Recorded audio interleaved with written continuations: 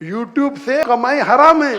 अबू जी जाकिर नाइक साहब ते कहंदे ने कि जेड़ी यूट्यूब दी आमदन है वो हराम है, जबकि इन्हां दे अपने बेटी भरा मौलाना तारिक जमील साहब, मुफ्ती तारिक मसूद साहब ये ते यूट्यूब तो दीन दे नाल डॉलर भी उतारी जा रहे ने। ਆਹੋ ਯਾਰ ਤੇਰੀ ਗੱਲ ਬਿਲਕੁਲ ਸਹੀ ਹੈ।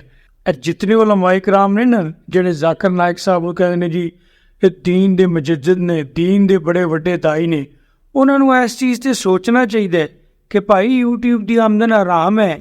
ਉਂਝ ਕਹਿੰਦੇ ਉਹਨਾਂ ਦੀ ਹਰ ਗੱਲ ਮੰਨੋ ਇਹ ਉਹ, ਇਹ ਵੀ ਗੱਲ ਉਹਨਾਂ ਦੀ ਮੰਨੋ ਕਿ ਤੁਸੀਂ ਜਿਹੜੀ ਯੂਟਿਊਬ ਤੋਂ ਆਮਦਨ ਕਮਾ ਰਹੇ ਹੋ ਨਾ ਉਹ ਆਰਾਮ ਹੈ।